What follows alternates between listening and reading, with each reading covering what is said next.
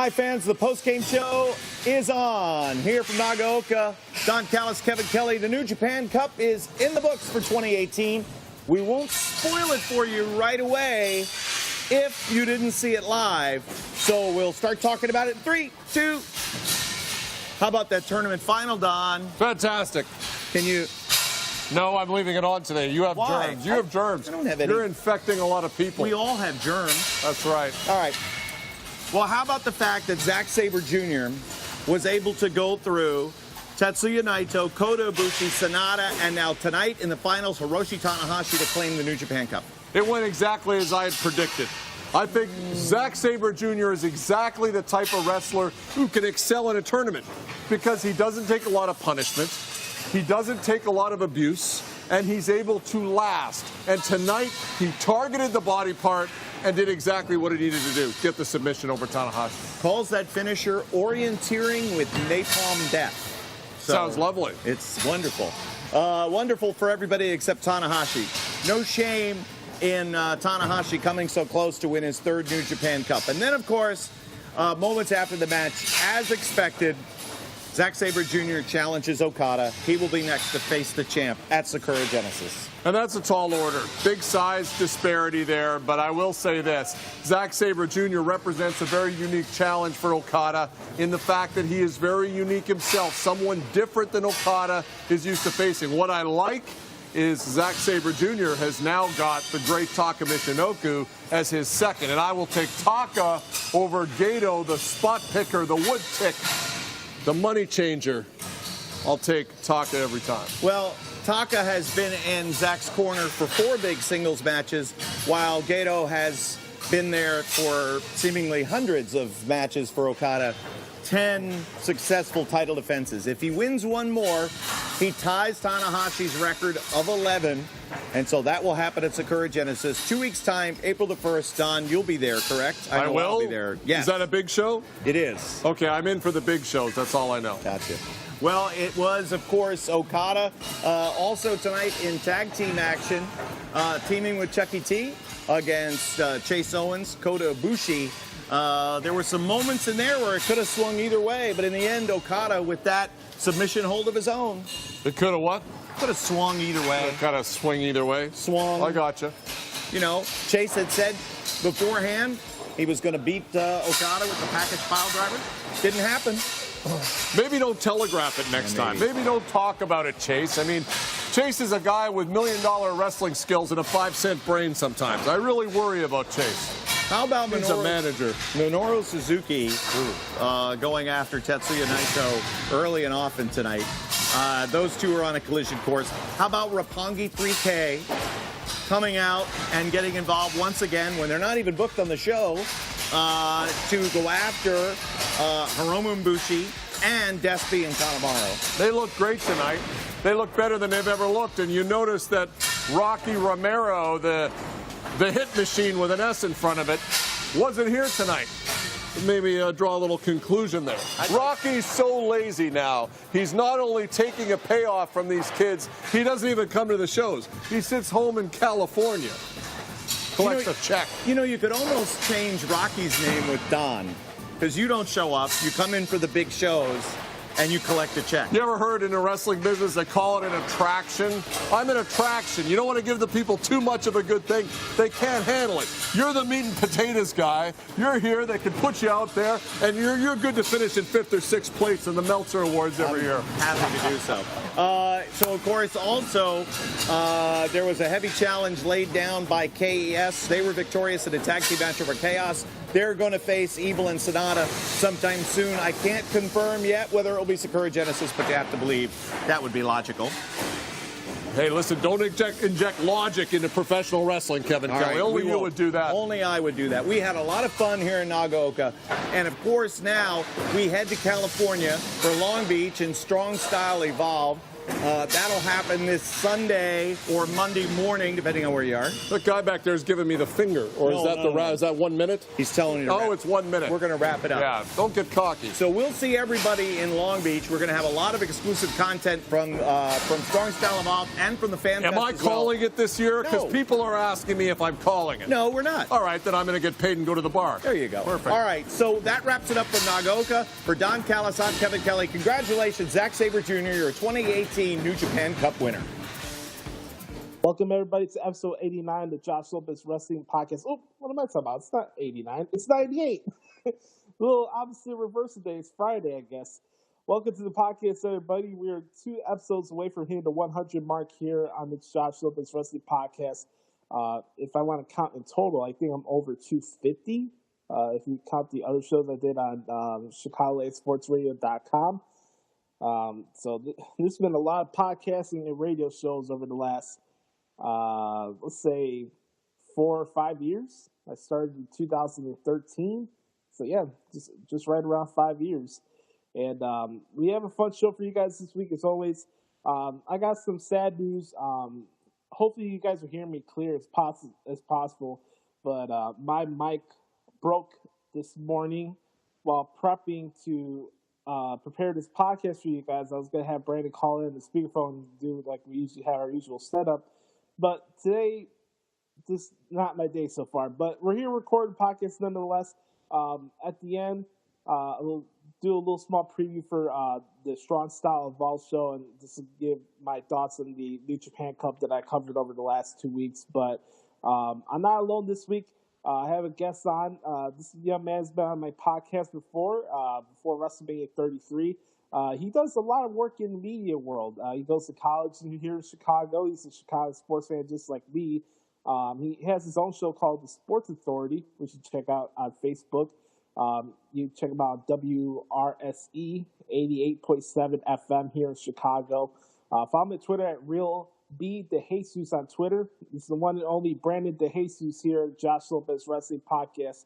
Brandon, what's up, good brother?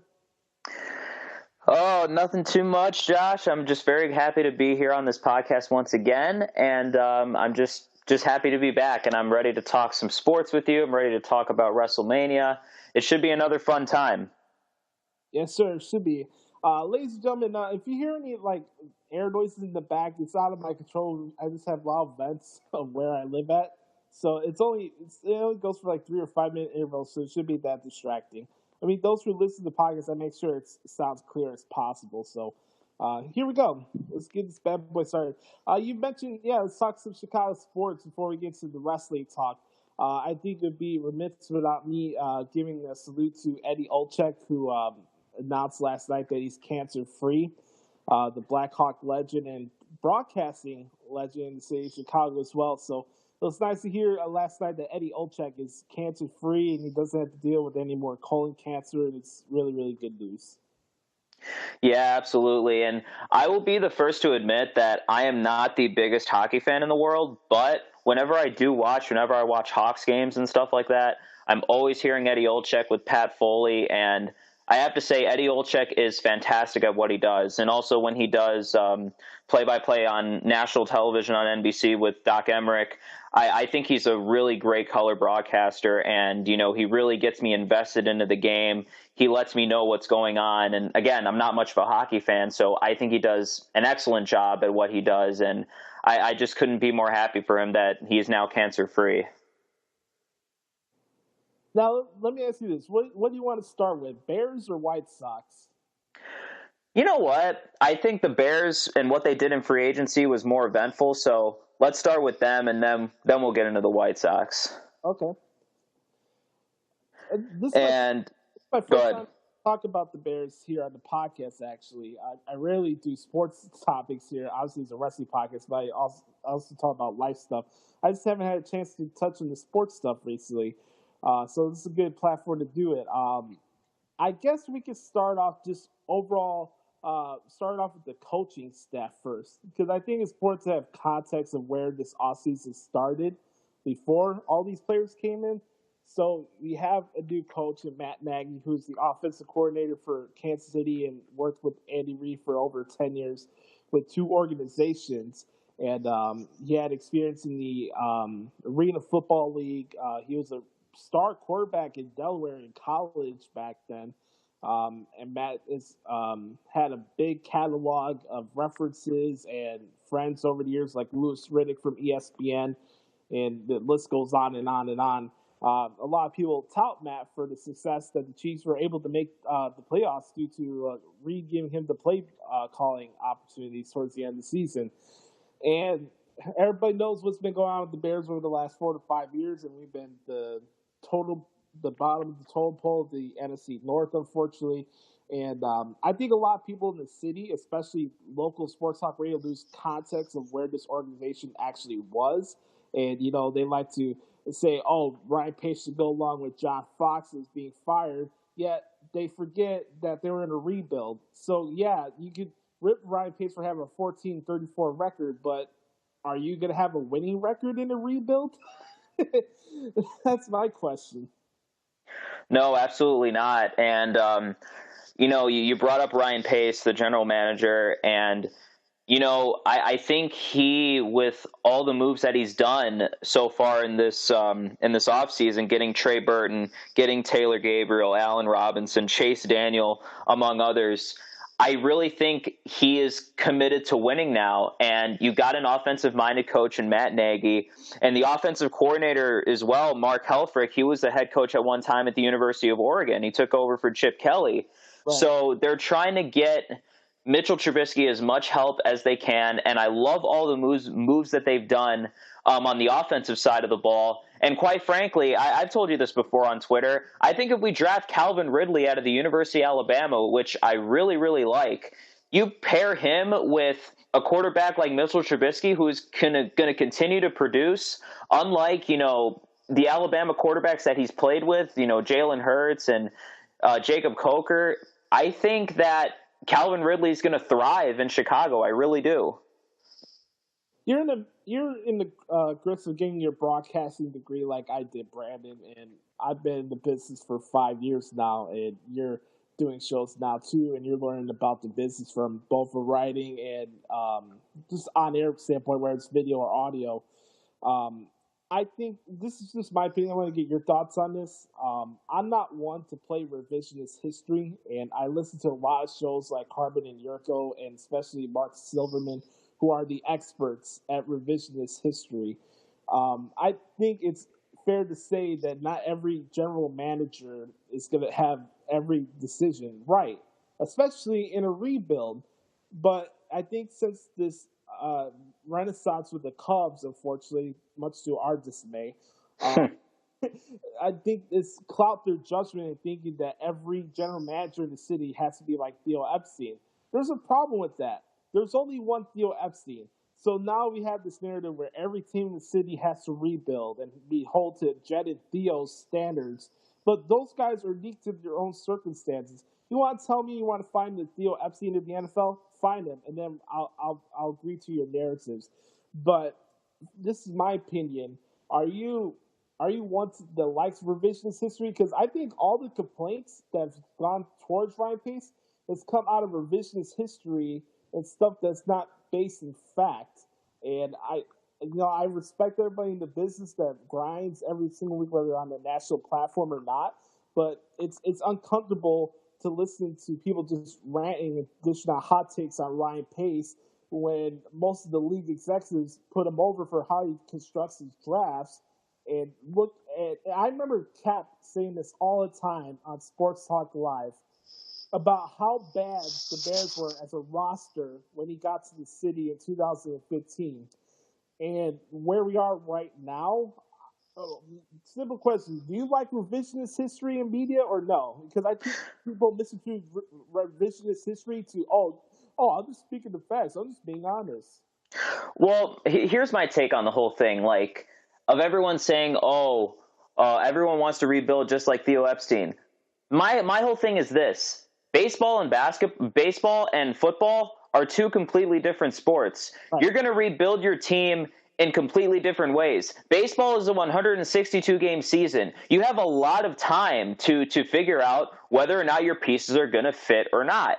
In football, you only have a 16-game schedule. You have very little time to really think about within a calendar season whether or not your pieces are going to fit. And plus, the draft process is a lot different in baseball than it is in football. Hell, the baseball, they do their draft in the middle of the season. In what, June or July? They do the draft. Right. And yeah, revisionist history, I don't like it either. And basically, to make a long story short, they're two different sports. You can't compare rebuilds in baseball and football. It's just not possible. Yeah, that was one of the main issues I had when it came to the Bulls conversation this year. Everything's about tanking and this and that. I had Hoodie on the podcast. You know John Hood, right, Brandon? Yeah. Yeah, I had him on the podcast a couple of weeks ago. I don't know if you caught that interview or not, but Hoodie and I were talking about tanking culture, and I said this to him. Just because you have Theo Epstein doesn't mean you have Theo Epstein in all four of the sports. Thank you.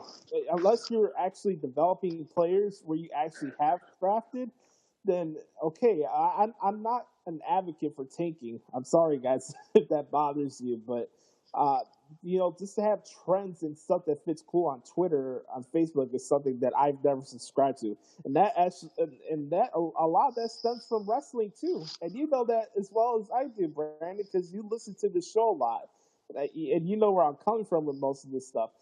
When I look at things, I look at it with context instead of just running my mouth. It's easy to say something, but do you have any substance behind it?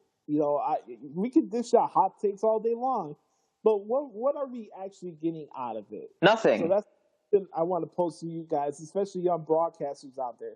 You try to make a name for yourself, don't say the same thing everybody else says on Twitter, especially whether it's sports or sports media. Do your own thing. So that's my little tip for you guys today, all right? Back to the Bears.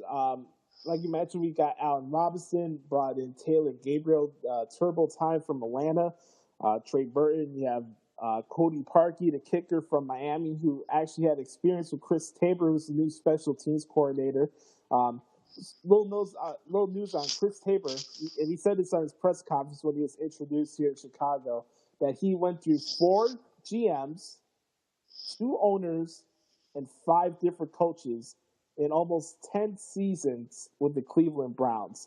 Now, everybody, and it's rightfully so to say that Cleveland sucks, but you have to be good at your job to last over 10, almost a decade in one organization that has so much fluctuation through ownership and coaches. I'm very excited to see what happens. Then, of course, we had a couple of re-signing players like Kyle Fuller, Prince Mukamura. Yesterday, they announced that Sheriff McManus, the special team guy, is back on the team as well. And I think a signing that people are not paying much attention to is Aaron Lynch from San Francisco, who had his best season under Vic Fangio before he came to Chicago. So I agree with you. Your sentiments about the free agents. I'm sure more people will come in. I don't think it's a rush. You need to have every single person ready for training camp before April or before the draft. But I like the approach that they're signing talents that have potential that haven't reached their prime yet, but also people, that just going to be productive at the end of the day as well. So I'm excited to see where it goes with the Bears. There's a lot of arguments on sports talk radio whether or not, will the team be 8-8 or 9-7? And you have Jeff Dickerson, poo-pooing every little positive news that ever comes the Bears' way, Right. Every single week. For me, there was a topic that came out the other day about the Tribune getting rid of their White Sox and Blackhawks beat writers, right? And they were talking about how this is bad for journalism and media, and that you're letting good people go. But we're so clouded, and like for me, I'm kind of done having apathy narratives for the Bears beat writers shoved down my throat. You know what I mean? I'm not saying you have to say everything is positive. Obviously, we've been in last place for 4 years, so yeah, it's not rainbows and butterflies, but I don't get it. I don't. And As far as the record for the Bears this upcoming season, to me, like, the Vikings are getting better. I think the Packers are kind of declining a little bit. I mean, they just fired their quarterbacks coach. Aaron Rodgers is going to have to get accustomed to a new quarterbacks coach. I think the Bears are getting better. I think the Lions will be a little bit better this year with Matt Patricia coming from the New England Patriots being their new head coach.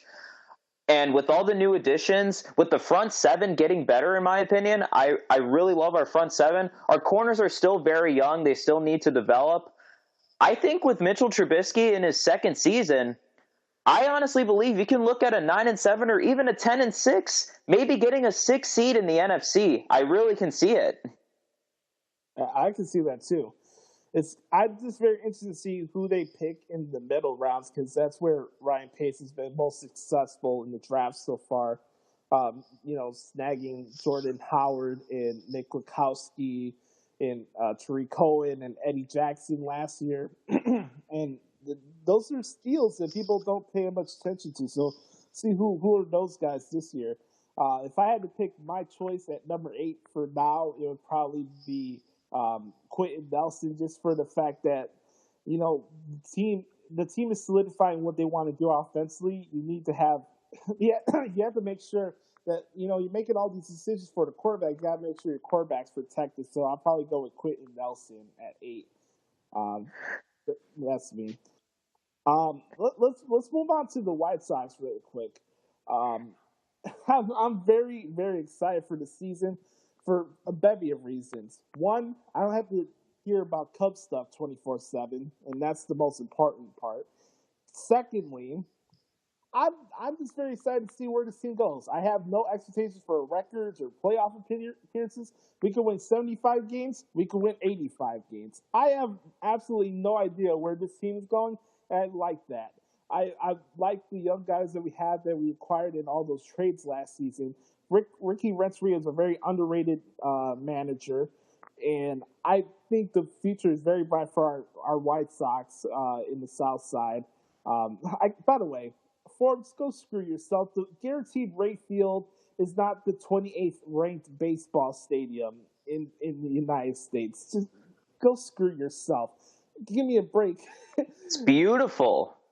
Guaranteed rate field makes Wrigley Field look like amateur hour. Oh, yeah, absolutely. Like, I went there, I went to 3 Sox games last year. I'm going to be going to at least 2 this year. I know that. And every time I just step into that stadium, I'm just amazed. It's just a wonderful stadium. It's stayed greatly intact. I think they have really good food. I just love it there. I love being at Guaranteed Rate Field watching my team. Have you gone to that bar across the street? I have not. Have you? Yeah, it's pretty good. Expensive, but it's good. I have not gone there yet. I got to go try it. Yes. What are your thoughts on the White Sox this year? Where do you think they're heading this year? Well, now that you bring that up, I actually wrote a piece in the Leader, the Elmhurst College newspaper, for previewing the 2018 White Sox season. I did predict another 90-plus loss season, but like you said, the future is looking extremely bright. I touched on their rotation for the future. I touched on, Lucas Giolito, Reynaldo Lopez, Michael Kopech, all those guys. I touched on Wellington Castillo being the impact veteran on the team along with Avi Garcia and Jose Abreu. All of our prospects are in place. Part 1 of the rebuild was done last year. We got rid of Melky Cabrera. We got rid of Todd Frazier. We got rid of Jose Quintana. Now it's time for these prospects to shine, and I think that they're going to make really good strides to become a winning team in the next couple of years. I really like it, and I can't wait to see Yohan Moncada develop even more at second base. Yeah, same here. I think Jose Abreu continues to dish out quality season after quality season. I mean, this guy has been what was the stat last year? Like, he's one of 5 players to have 30. One of only three players in history to record 25 homers at least 25 homers and 100 RBIs in the first 4 seasons of his career. The other 2 players, Joe DiMaggio and Albert Pujols. Yeah, that's crazy, man. I think Jose Abreu, being the leader of this organization, is going to pay off sometime in the future. And I'm speaking for myself, and we're both young guys. I can't even picture the atmosphere, what it would have been like for a red line World Series. That's a little inside baseball for people that live here in Chicago, but how do you think it would have been for a red line World Series?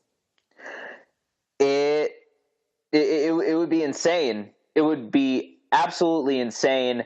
You would have Cub fans always invading the South Side and vice versa.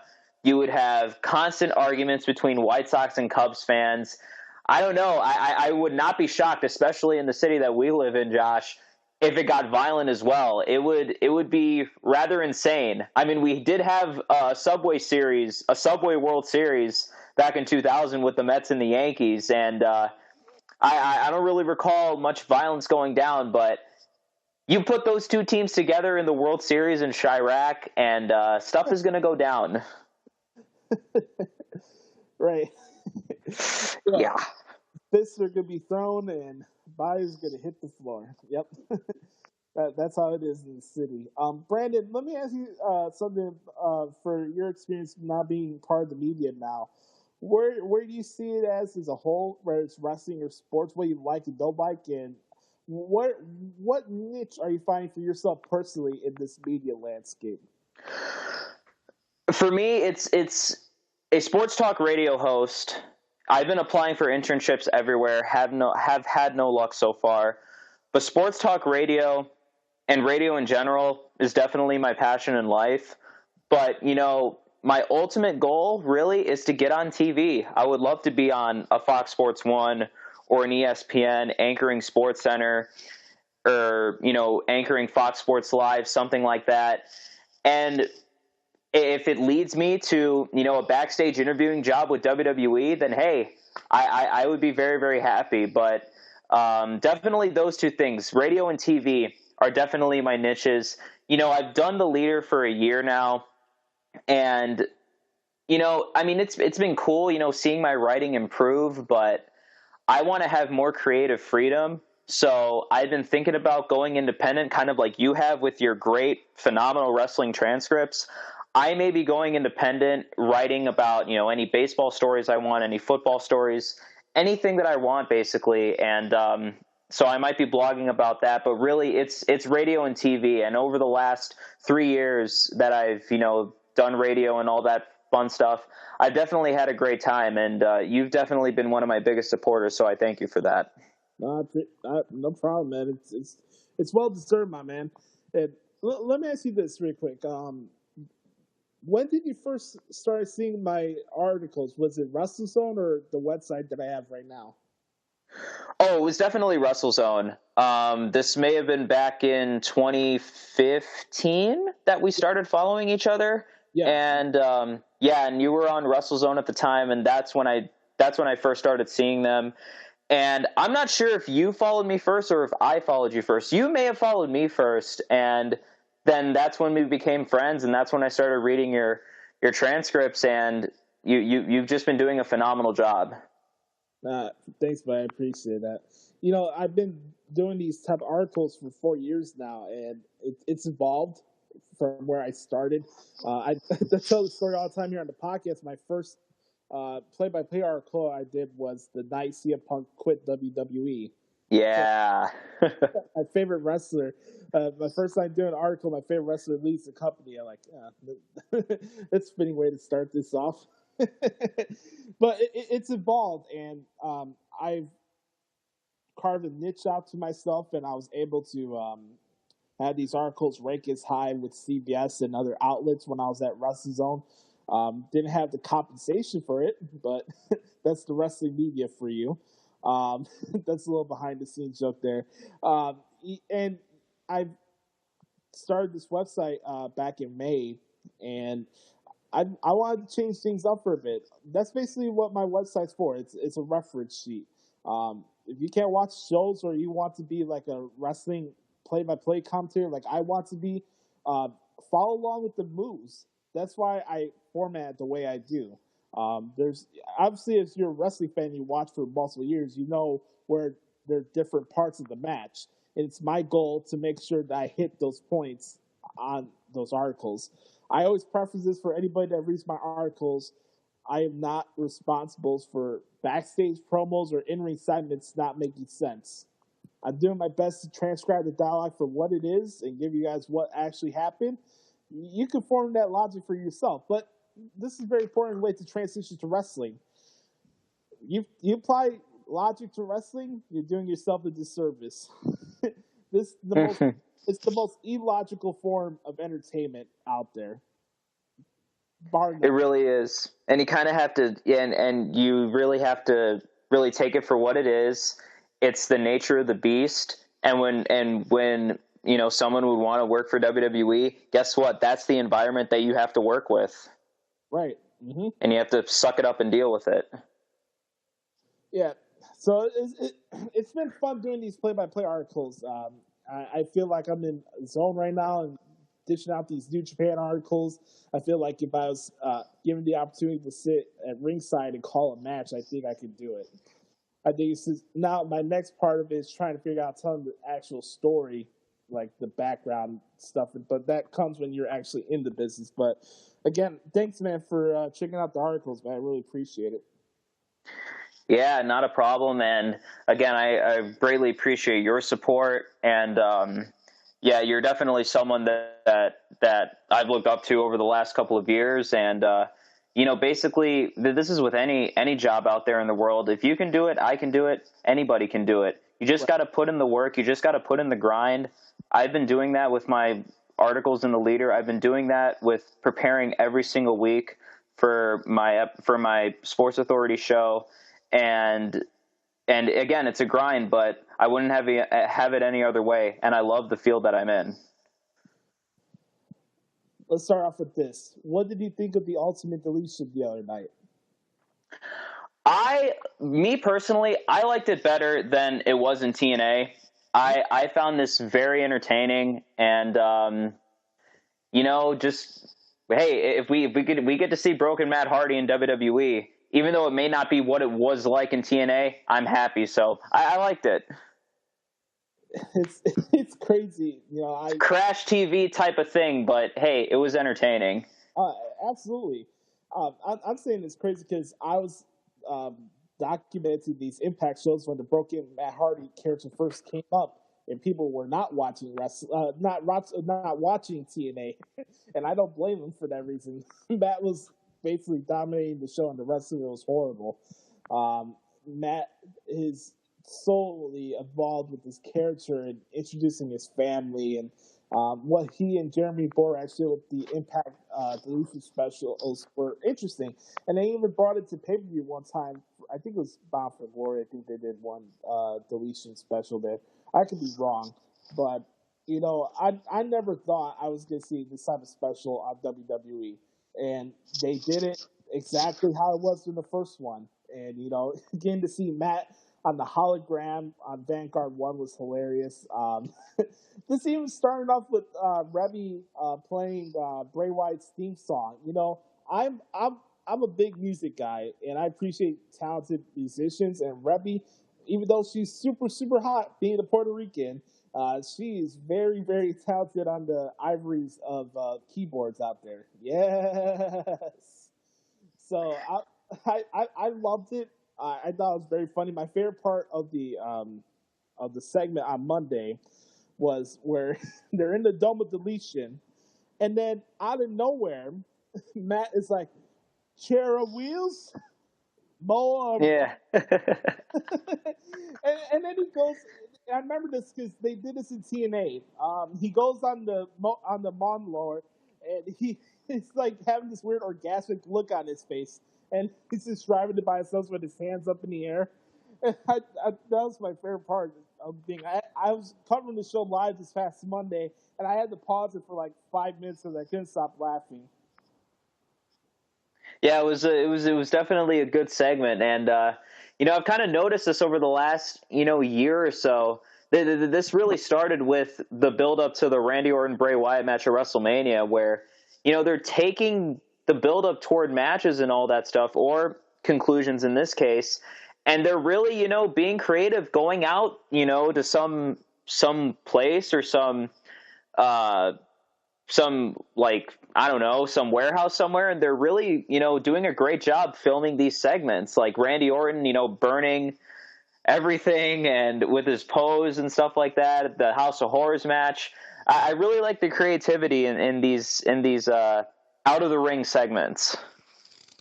Yeah, there was a lot of out of ring segments in the Attitude Era, but not all of them are good.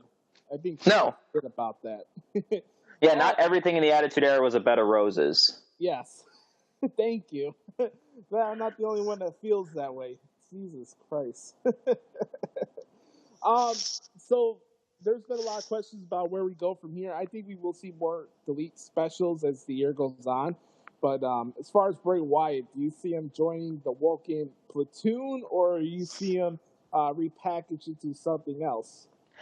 I really think he's going to be repackaged into something else. The Bray Wyatt character, I hate to say, it's been dead and gone over the last, year and a half, 2 years.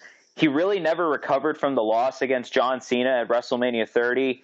He's never recovered from losing the WWE title at WrestleMania last year. So you kind of have to start from scratch again. So I think Bray will come back as somebody else. What's it going to be? I don't know, but it's definitely going to be something different from the Bray Wyatt character we've seen. So let me ask you this. We're in WrestleMania season, and we actually got to record a show last time before I went to Orlando last year for WrestleMania. Mm-hmm. Let me ask you this. We're all wrestling fans. What is your routine during WrestleMania season? Because as wrestling fans, we all have our own ways of how we go about WrestleMania season. Are you just overthinking the card? Are you rewatching WrestleManias from past? What's your routine during WrestleMania season? I usually like to go back and watch some of my favorite individual matches. Not so much so the entire show of WrestleMania, although I do rarely do that sometimes, but I usually just go back and watch some of my all-time favorite matches, some of my favorite moments, all that stuff. It's very, very basic, and, as far as WrestleMania weekend is concerned, I rarely watch the Hall of Fame ceremony. I did last year because I wanted to see Kurt Angle. I want to watch his speech. He's one of my all-time favorite wrestlers. And then I watched TakeOver, I watched Mania, and the Raw and SmackDown. And here's that's kind of my routine. But also, here's my other theory, too, about WrestleMania weekend, WrestleMania and all that stuff. To me, after the Raw and after the SmackDown, after WrestleMania, the next week of TVs and stuff like that, that to me is when the true new year of the WWE begins. When you have the superstar shakeup, you have brand new storylines and everything, and it's the new year building toward the next year's WrestleMania. So I kind of look at it that way. But yeah, my routine is watching some of my favorite matches from the history of the event. For me, it's changed over the years. I was a lot like you before I started doing the articles. I would watch old shows and watch press conferences on YouTube that they'll upload on there. And then once I started doing the articles, it's evolved to the point where I'm covering the shows each week, and then I look back at my scripts for my articles and I try to see where the angles are going from there, as opposed to looking on dirt sheet rumor sites. In my thought process, I'm trying to figure out where WrestleMania is actually going to be produced from my articles, and it's crazy how it's evolved over the years. I had a feeling that Undertaker's streak was going to come in at WrestleMania 30, and it did. So it's I have a very different viewing process than the common wrestling fan out there these days, and I think the shows have gotten better over the last couple of years. And I talked about this last week. WrestleMania not only is a variety show, but it's not a culmination of grudge feuds. That's what you have Backlash and Payback for.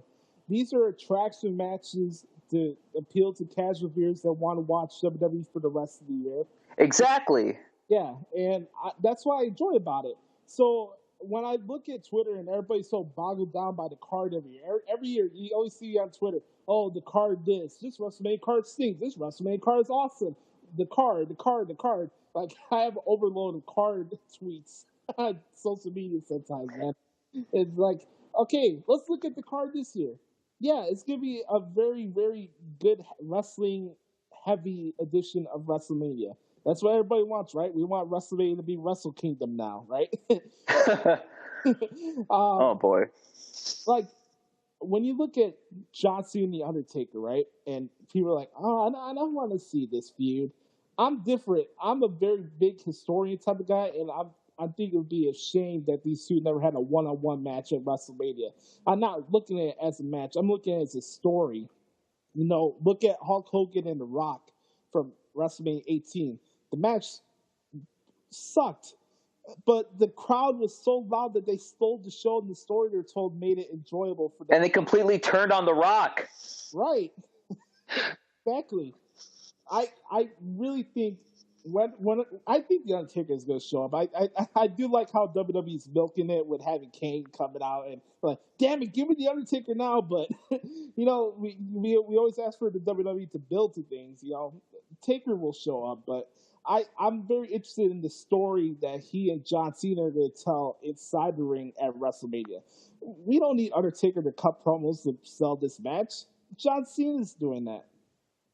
And he's doing it just fine. I got a question for you though. All right, go ahead. Looking at all the matches that we have so far for WrestleMania, to me, 4 matches on this WrestleMania card, to me, could conceivably go on last. The 2 world title matches, Right. the mixed tag with Ronda Rousey, and then if it does happen, Daniel Bryan and Shane McMahon against Kevin Owens and Sami Zayn. Don't you feel the same way that one of those 4 matches could conceivably close out WrestleMania 34 in New Orleans? Yeah, I do, and I think you can add John Cena and The Undertaker to that mix too, so you have 5. Sure. Yeah, absolutely. Because let's say John Cena turns the edge at WrestleMania. He actually shows the bad side of him at that show and closing it out with The Undertaker. That's good. That's definitely worthy of closing out the show. But I agree. I mean, AJ and Nakamura could close out the show. Roman and Brock could close out the show. And guess what? You know the cool part about this is you have those matches, and nobody would have a problem with what match closed out the show out of those 5. You know what I mean? Because they all serve their purpose. And I think that's the cool part about WrestleMania this year. You have a lot of big attraction matches, but there's a lot of matches that are spotlighting the younger talent this year. And I think that's very, very cool. And also, like, I don't like all these, podcasters and YouTubers that come out like OTRS Central and JD from New York and among others saying, oh my God, Roman Reigns and Brock Lesnar is not my main event, or blah, blah, blah, blah, blah, blah, blah. Like, I'm looking at it this way. You got to give Roman Reigns credit whenever he has great matches. And over the last 2.5, 3 years, he's had a lot of great matches. And guess what? Some of them were in the main event, like Brock Lesnar and Roman Reigns at WrestleMania 31. Outstanding match. It felt like a real fight. And yeah, you were there. You were there. And I expect the same thing here. I expect an extremely physical match between those two, and I would love to see them go on last. I love their match at 31. Right, and I don't need to go over the whole Roman stuff. That stuff's been beaten down to death. This guy is so shoved down everybody's throat, but he's only on one segment per week. You want to talk about being shoved down your throat? Look at John Cena and how many segments he was on Raw during like 2010 and 2011. Then we can talk about being shoved down the throat. I think the whole argument about Roman Reigns, that argument becomes invalid when you look at the fact that Roman hasn't been a world champion in almost 2 years. That is right. That is right. And he's won the U.S. title and the Intercontinental title. Yeah, people tend to forget that, yeah, you may think Roman Reigns is being shoved down everyone's throat, but guess what? He has not been in the main event picture all that much until right now. He won the Elimination Chamber, and now he's more than likely going to main event his 4th straight WrestleMania. And how many times he take that L, man? Yeah. Brock, hell, he even lost clean to 7, so yeah, Dean cashed in the Money in the Bank briefcase. Which, by the way, is my personal favorite Money in the Bank cash-in was Dean Ambrose in 2016. Just for anyone who disagrees with me, go back and watch that match at Money in the Bank in 2016. Listen to the crowd. End of story. Yeah, that was a very, very good pay-per-view too as well. I loved it. That was in Vegas. I might need to add that to my Wrestling Rewind polls before Money in the Bank comes back to Chicago. Yeah, you and I are going to be there. Yes. Yes, the Rosemont Horizon. That's what I call it. I'm old school, so I'm going to call it Rosemont Horizon. Damn it. Going back to WrestleMania and Roman, I agree with everything you said. I was there in person for the Brock and Roman match in Santa Clara, and there was a fight. And, it's just, you're just being petty at this point to say that, oh, this match should be the shits. It's funny how people are treating this match like Orton and Batista. Give me a break. And guess what? I actually wanted Orton and Batista to happen at WrestleMania, but I always add this caveat. They didn't have to close out the show. You could still have WrestleMania 30 the same way it was, and Orton and Batista didn't have to close out the show, and you still had that match. Yeah, that is true. That is definitely true. But I will say, though, they did change the card for the better. And WrestleMania 30, to me, ended up being one of the 5 best WrestleManias of all time. I put it up there in the top 10. I don't know about top 5, but it was a very, very good show. That was the first WrestleMania I got to cover. And, you look at the Streak comes in, just the moment there. Daniel Bryan and Triple H, the match itself was very good. It was a very, very good pay-per-view. And I wouldn't expect anything less coming up in a couple weeks. I guess they want to go all out for New Orleans, and I don't blame them. It's a great city. The matches, there's very few matches that I'm not looking forward to at WrestleMania this year. And I'm kind of bummed out from a writing standpoint that I'm not going to be able to cover the show live. I'm going to be there as a fan watching the show in the Superdome or the Silverdome, Hogan, week. But as a writer, I want to cover the show live because there's a lot of matches I'm looking forward to. So last week, I closed out the show trying to figure out the match order right. Mm-hmm. And I wound up with starting off with the Miz, Finn Balor, and Seth Rollins Intercontinental Championship match. And I think it's a good way to start out the show. And let me ask you this. What other undercard matches that are already announced that you are looking forward to for WrestleMania this year? Definitely that triple threat for the Intercontinental title. I just think that's going to be an outstanding match. And one thing I will say, though, we have to see the Demon. We need to see the Demon at WrestleMania, and I think we will. So I'm definitely looking forward to that. Even the Raw Tag Team Championship match, I'm also looking forward to. What was that? I was gonna say we don't need to see John Travolta. No, absolutely not. We do not need to see John Travolta. And the Raw Tag Team Championship match, I'm excited for it mainly because I just want to know who Braun Strowman's partner is going to be. I think if Samoa Joe is healthy enough, I would love to see him. Or if it's just a complete surprise that we are not even aware of, I'm excited for that. And the Cruiserweight Championship match, Cedric Alexander, Mustafa Ali, Chicago's own Mustafa Ali. I think that they're going to have an outstanding match. But those are the 3 on the undercard that I'm really looking forward to the most. And then probably Charlotte and Asuka would be after that.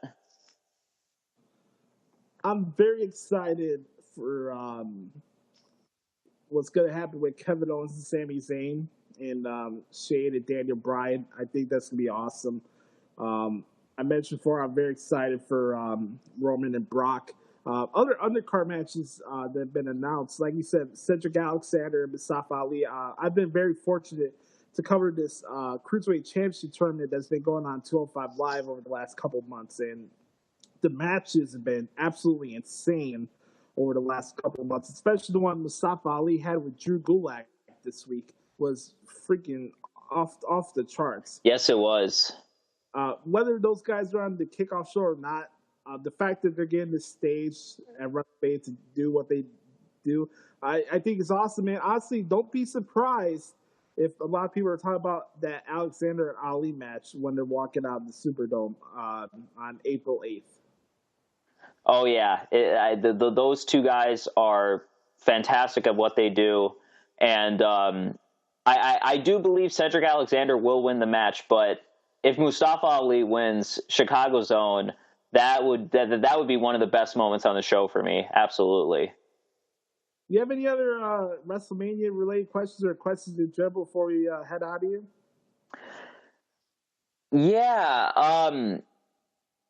How do you think Shinsuke Nakamura's entrance is going to look like at WrestleMania? I think he's going to have an entire orchestra with him. I can see that. I don't know as far as like gear or like if he wears any like special jackets or crowns. We'll see about that, but I do agree with you. I think we'll have a full string orchestra on that stage. I wish I knew how to play violin. Maybe I would be one of those players on the stage.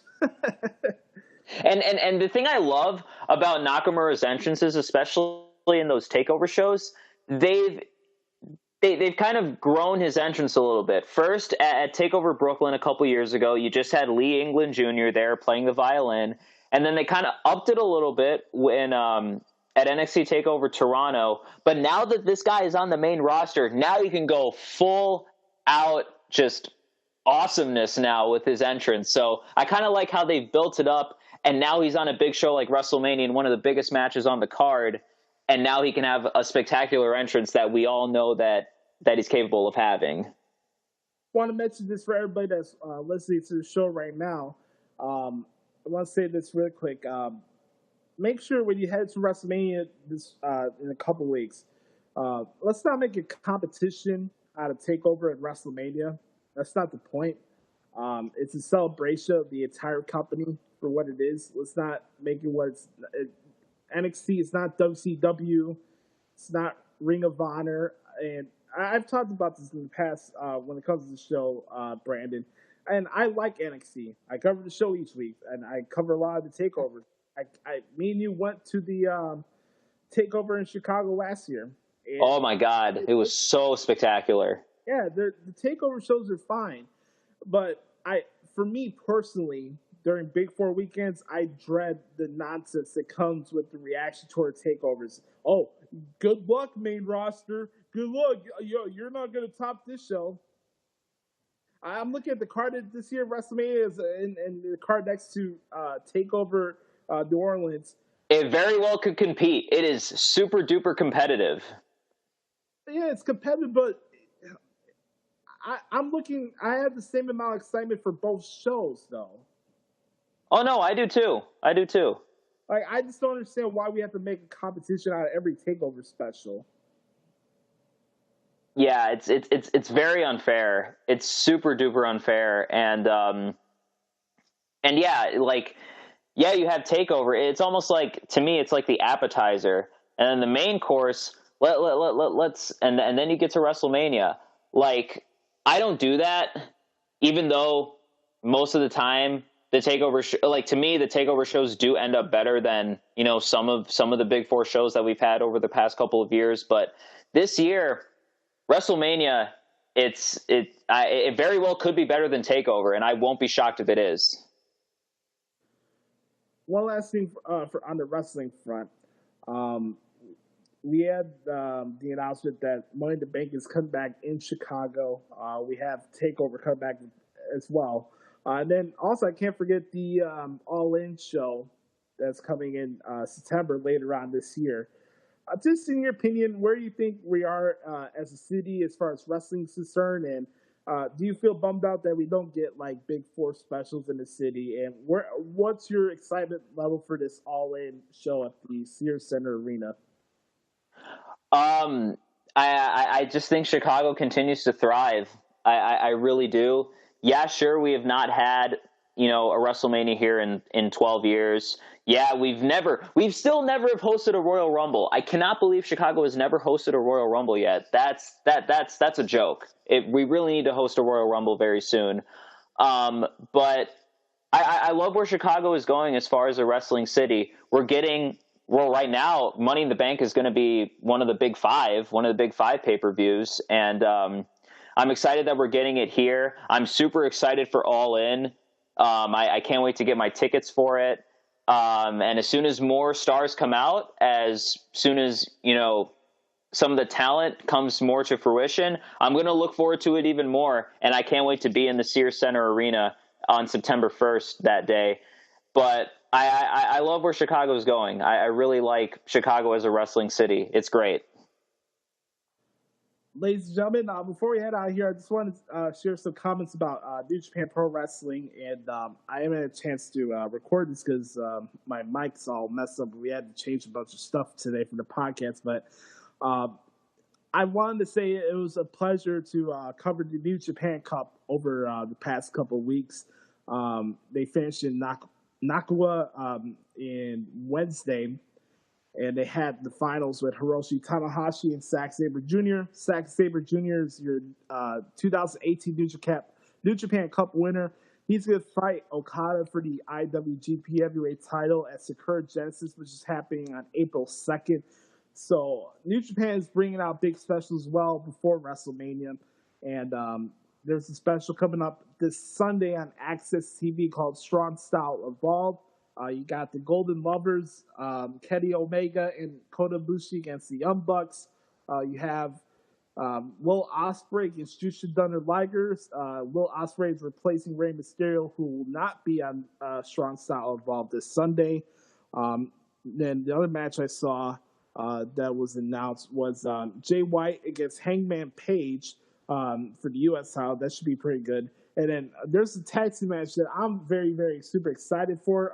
We have Okada and Ishii, my favorite New Japan wrestler, Tomohiro Ishii, against Suzuki and Zack Sabre Jr.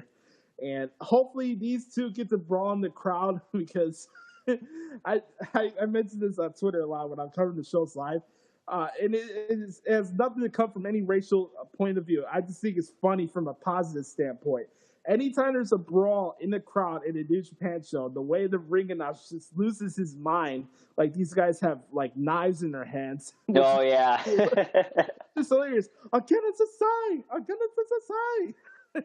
And I put those clips on Instagram for a reason, man. It's just hilarious, man. Yep. And then the I think one of my favorite parts of New Japan when they count to 20, they start slow and they go higher and higher. 15, 16. I like the presentation in New Japan, and Kevin Kelly and Don Callis have been doing a tremendous job on commentary over the last couple of months. They're a great point of reference when it comes to the booths I get to put in the article. Brandon, any part of New Japan you've been watching recently, or has it just been glancing at the articles? Mostly it's been glancing at the articles, but I like know what's going on and everything. And that tag match you mentioned with Okada and Tomohiro Ishii, I definitely would like to check that out. I did check out Wrestle Kingdom back in January. I thought it was an outstanding show. And Sakura Genesis is definitely looking like a really good show. They always have a show during WrestleMania weekend or the week before WrestleMania weekend.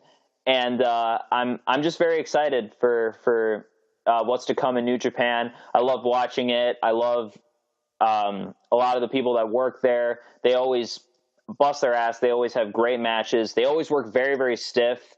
A lot of, injuries and headaches can occur. And I just give them all the credit in the world. And I just love what New Japan is doing. And they're really, coming into their own as an absolute true alternative to the WWE or any wrestling at all in the United States. Yeah, it's going to be very fun to watch Strong Style Evolve on Sunday, and then Sakura Genesis will be happening a week from this Sunday. Actually, Sakura Genesis is happening on Easter, so how about that? Some wrestling on Easter holiday, so that's pretty cool. And I'll have those articles up for you guys on ProWrestlingTranscriptions.com. I'm having the chance to meet Chris Jericho next week at the Bottom Lounge here in Chicago. So I'm going to the Fozzy show next Wednesday. So I'm very excited to meet Chris Jericho for the first time. I'll tell you guys a little bit about that story when I record the show next week. And then, who knows, maybe I'll air one of my old interviews I did on the Pro Wrestling Experience. We're 2 episodes away from hitting the 100 mark, and I'm very humbled and glad that, Brandon, you got to be part of episode 98. Let me ask you, what was your birthday? January. Like, what year was I born? Yeah. I was born in 1997. Oh, it's close. I was going to say, very fitting for you being 98, but just 1 year off. Yes. Yep. Yeah, so, Brandon, man, thank you so much for coming on again. This was a blast. It absolutely was. I greatly appreciate the time, and congratulations to you. We're 2 episodes away from 100, and just appreciate the dedication and the grind that you put into every single episode you do. And I definitely looking forward to coming on again in the near future. It was definitely a fun time. Absolutely. Guys, make sure to follow Brandon at Twitter at TheRealB DeJesus. He's going to be slaving away with MLB The Show. Oh, yeah. I have it in my hands right now. I'm ready. I'm just about ready to turn on my PS4 again and continue to grind in Diamond Dynasty. Yes.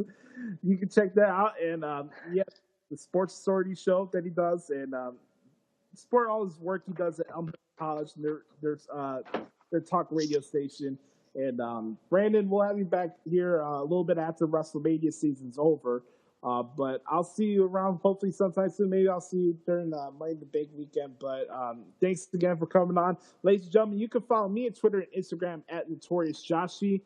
Subscribe to the podcast, Josh Lopez Wrestling Podcast on Apple Podcasts and Stitcher. And then bookmark ProWrestlingTranscriptions.com. That's my website.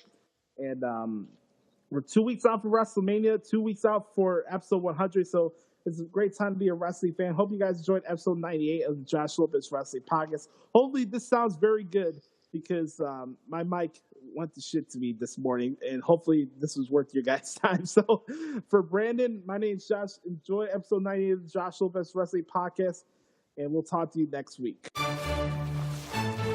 Yes. This is my magic. This is my home. The sacred land of deletion. The Hardy compound. Every area of this property is magic. Whether it be the fountain of vitality, whether it be the land of obsolete men, whether it be the lake of reincarnation, maybe it's the dilapidated city. Everything about the Hardy compound is magic. And consumer of terrestrial entities, this is what your future holds. This is your destiny, because the only single thing separating you from your ultimate deletion is this gate, the entrance to the Hardy compound. Yes.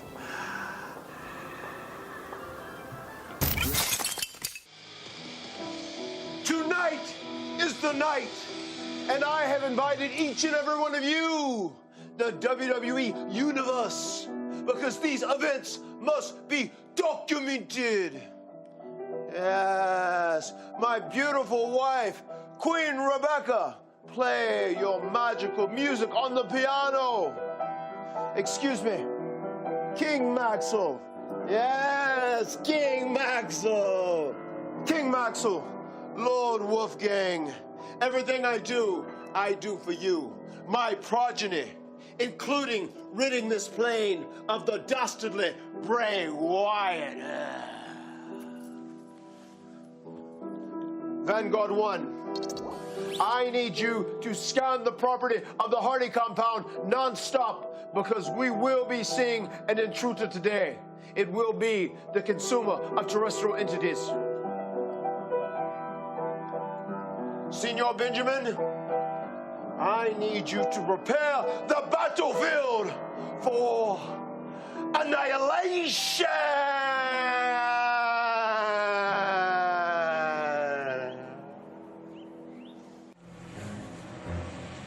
No.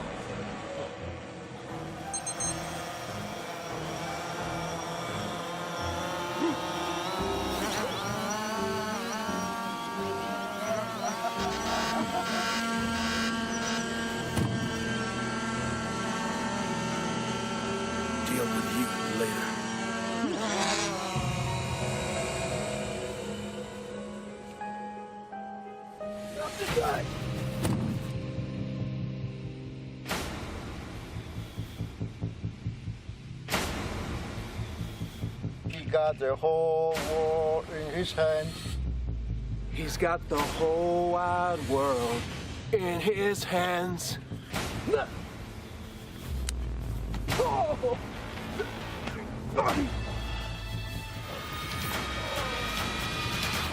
One, two, three.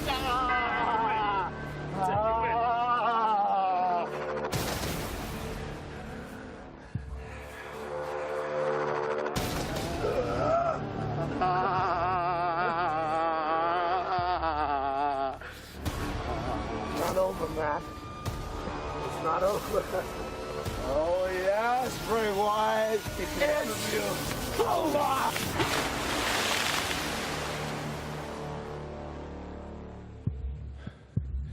Senor Benjamin, come here, post haste. Yes, Mr. Hardy. Senor, please, retrieve Bray Wyatt's carcass from the Lake of Reincarnation. Yes, Mr. Hardy.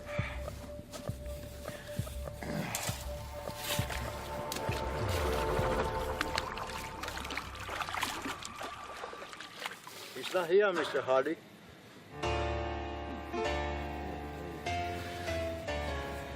Delightful. The Great War is over!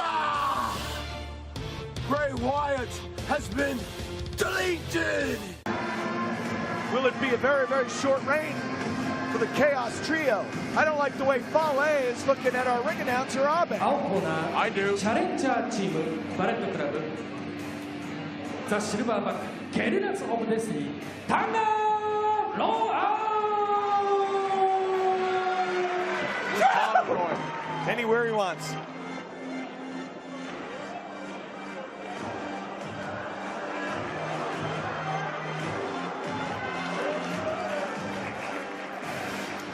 Very awkward right there in the ring if you're looking at Fale and our ring announcer.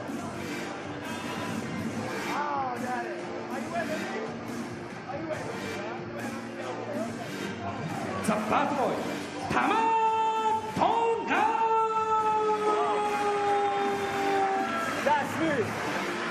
지구하고 바드라크 Why do you laugh at the misfortune of others? Oh my God. I just kicked the hole in that mark. Oh, that's great. Come on. I love it.